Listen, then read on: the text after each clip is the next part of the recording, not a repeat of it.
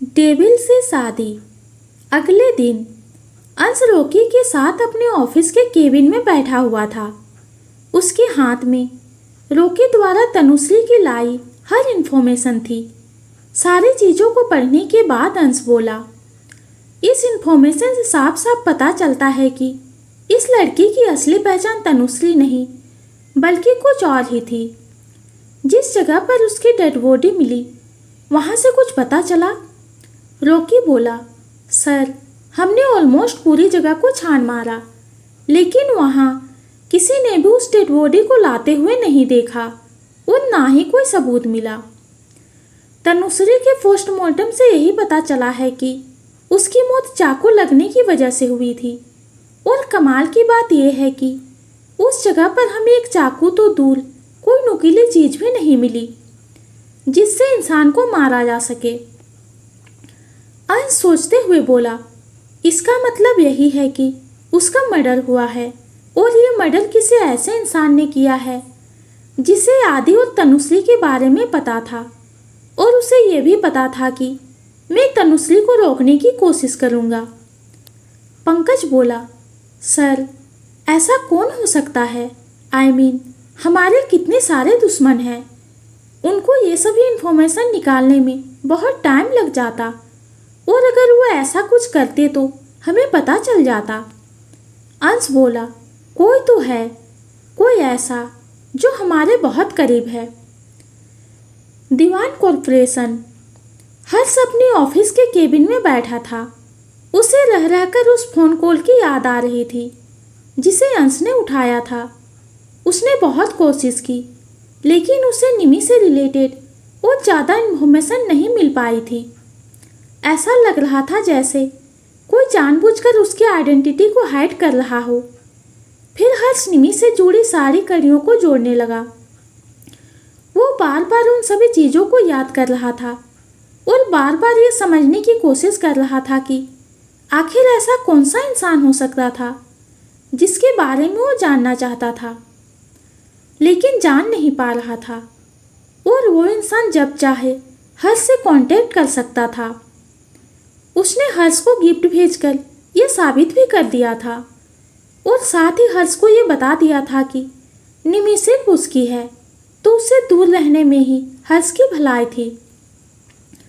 सभी बातों को सोचने के बाद अचानक से हर्ष के दिमाग में कुछ खटकने लगा और उसकी आंखों में चमक आ गई जैसे कि उसने कोई पहेली सुलझा ली हो। हर्ष खुद से बोला, मैंने पहले क्यों नहीं इसके बारे में सोचा?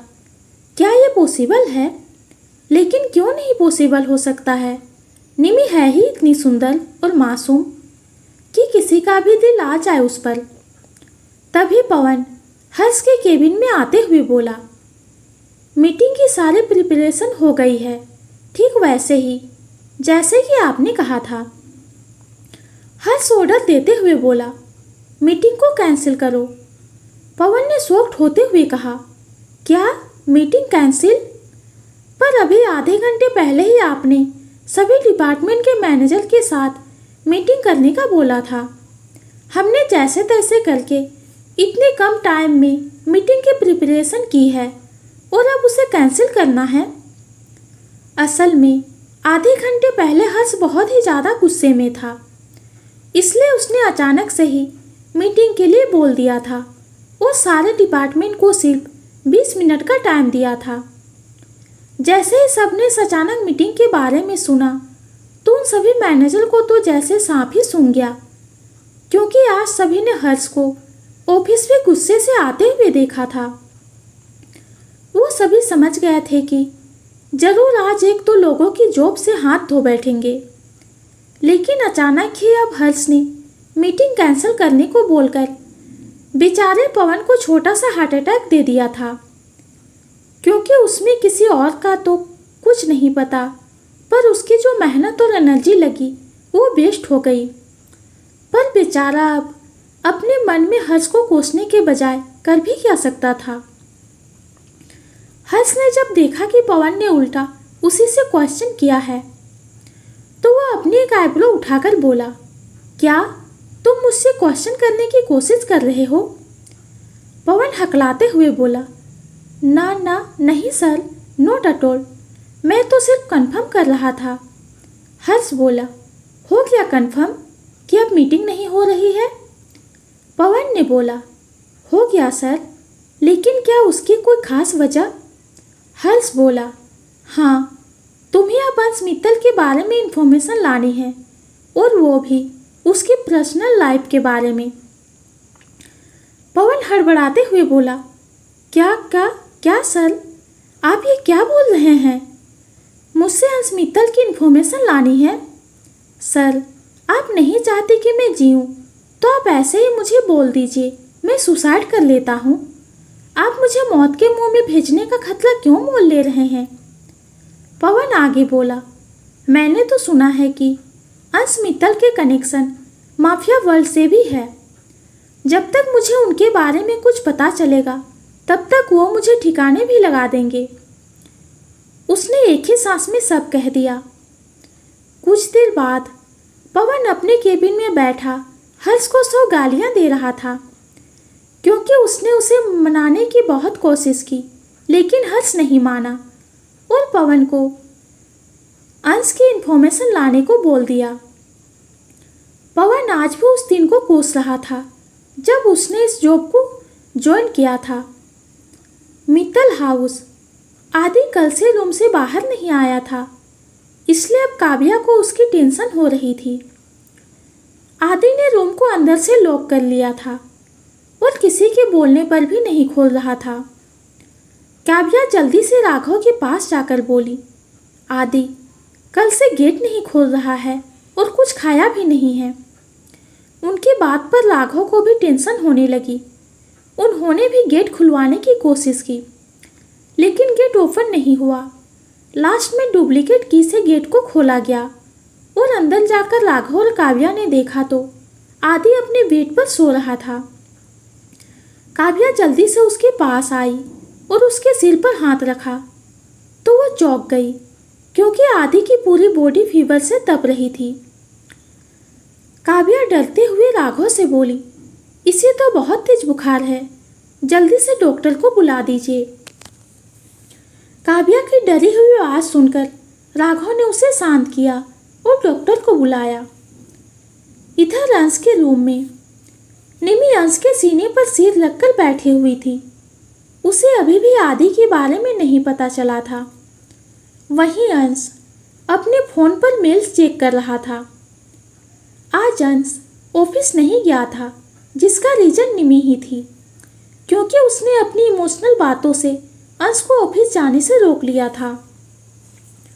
अंश वैसे ही निमी से बोला, वैसे तुम्हारा आगे का क्या प्लान है? निमी बोली, मतलब? अंश बोला, मतलब ये कि आगे क्या करने वाली हो? अभी स्टेट लेवल पर कंपटीशन स्टार्ट होने वाले हैं, क्या उसमें पार्टिसिपेट करोगी? निमी जवाब देते हुए बोली, हाँ। अंश निमी से कुछ और बातें पूछ रहा था कि तभी उसके पास स्मिता का मैसेज आया, जिसमें आदि के बारे में लिखा था। अंश ने जब वो पढ़ा तो उसे थोड़ी टेंशन होने लगी। वो निमी से बोला, निमी रेस्ट करो, मैं अभी थोड़ी देर में आ रहा हूँ। निमी ने इमोशनली कहा, आप कहाँ जा रहे हैं? आपने प्रॉमिस किया था कि आप पूरे दिन मेरे साथ रहेंगे। अंश ने उसके सिर पर किस करते हुए कहा, हाँ बाबा, आ रहा हूँ थोड़ी देर में, तब तक तुम रेस्ट करो। निमी ने बेमन से हाँ में गर्दन हिला दी। अंश रूम से निकलकर सीधा आदि के रूम की तरफ गया, जहाँ पर घर के सभी लोग और डॉक्टर मौजूद थे। अंश ने सभी को देखा, फिर आदि को देखा जो कमजोर लग रहा था। अंश को वहाँ पर देखकर पंकज उसके पास आकर बोला, सर, ऐसे चीज़ें ठीक नहीं होंगी, हमें आदि को सच बताना होगा, वरना ऐसे तो उसकी गलतफहमी और बढ़ेगी और वो अपनी तबीयत खराब करता रहेगा।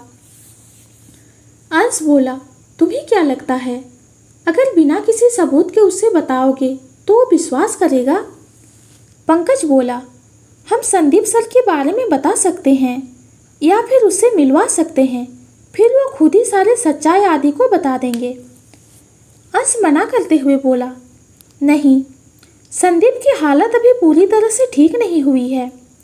ऐसे में तनुश्री की डेथ की खबर उसे मिली तो पता नहीं वो कैसे रिएक्ट करेगा। कहीं उसकी हालत और ज़्यादा खराब ना हो जाए। तभी डॉक्टर की आवाज़ सुनकर दोनों उसकी तरफ देखने लगे। डॉक्टर बोले, इन्होंने खाना नहीं खाया है, जिसकी वजह से बॉडी कमज़ोर हो गई है और वायरल बुखार हुआ है। लेकिन अगर ये खाना नहीं खाएंगे तो नौबत एडमिट करने की आ जाएगी। डॉक्टर की बात पर काव्या बोली, और कोई बात तो नहीं है, आपने अच्छे से चेक किया है ना? डॉक्टर समझाते हुए बोले, मैम आप चिंता मत करिए, मौसम की वजह से वायरल नॉर्मल है, बस बॉडी कमज़ोर ना हो इसीलिए हल्का खाना दीजिएगा। काव्या ने कहा, ठीक है। काव्या जी वहीं आदि के पास बैठ गई और आदि के सिर पर पट्टी करने लगी। फिर अंश भी वापस अपने रूम में आ गया और निमी के पास बैठ गया। निमी ने जब अंश की तरफ देखा तो अंश उसे बहुत परेशान दिखा।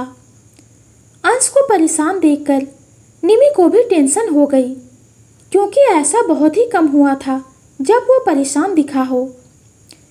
निमी अंश के पास जाकर उसके गले से लग गई और धीरे से उससे बोली, आप इतने परेशान क्यों दिख रहे हो? अंश निमी की बात पर उसे और ज़्यादा टाइट से गले लगा लिया। फिर उसके माथे पर किस करते हुए बोला, कोई बात नहीं है, बस बिजनेस की बात है, तुम अच्छे से रेस्ट करके जल्दी से ठीक हो जाओ बस।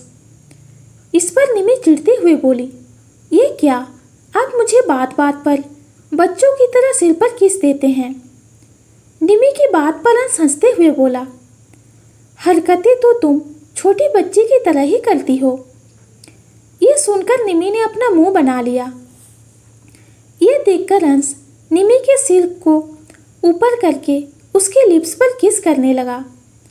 पहले तो निमी अंश का साथ नहीं दे रही थी, लेकिन धीरे धीरे वो भी किस में इन्वॉल्व होने लगी।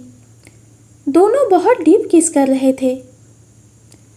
फिर निमी धीरे धीरे अंश के शर्ट के बटन खोलने लगी, जिस पर अंश निमी का हाथ पकड़कर बोला, निमी अभी तुम्हारी तबीयत ठीक नहीं है। निमी ने कहा, मुझे कहाँ कुछ हुआ है, बस पैर में चोट है, इतने से क्या फर्क पड़ता है?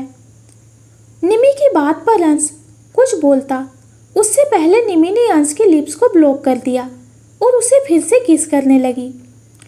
थोड़ी ही देर में निमी ने अंश के शर्ट को उसके शरीर से निकाल दिया था और अब अंश से भी कंट्रोल नहीं हो रहा था, इसीलिए वो भी निमी के लिप्स को छोड़कर उसकी गर्दन पर किस करने लगा।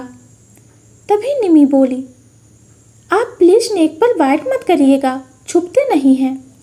अंश बोला, तुमने ही शुरू किया है तो अब झेलो। थोड़ी ही देर में दोनों के कपड़े बेड के नीचे पड़े थे और दोनों एक दूसरे के प्यार में खोए हुए थे। दूसरी तरफ हर्ष के हाथों में इस वक्त अंश से रिलेटेड इन्फॉर्मेशन थी, जिसे देखकर हर्ष गुस्से में पवन से बोला, ये क्या बकवास है? पवन बोला, हर्ष बोला, ये सारी बातें तो अंश मित्तल के बारे में पूरा देश जानता है, कोई भी गूगल करके ये इन्फॉर्मेशन निकाल सकता है, इसमें ऐसा क्या है? पवन बोला, सर मैंने बहुत कोशिश की, लेकिन अंश मित्तल की इन्फॉर्मेशन निकालना बहुत मुश्किल है। उससे रिलेटेड कोई भी पर्सनल इन्फॉर्मेशन किसी को नहीं पता है। मैंने अपने सारे लोगों को इस काम पर लगा दिया था, लेकिन रिजल्ट वही है जो आपके हाथ में है। अब क्या करेगा हर्ष? क्या वो निमी के रिश्ते का सच जानने में होगा कामयाब, या फिर उलझे रहेगा अपने सवालों में? ये जानेंगे हम अगली वीडियो में। तो आज की वीडियो आप सबको कैसी लगी कमेंट में ज़रूर बताइए। कहानी पसंद आती है तो चैनल को लाइक और सब्सक्राइब कीजिए। कहानी सुनने के लिए आपका बहुत बहुत धन्यवाद।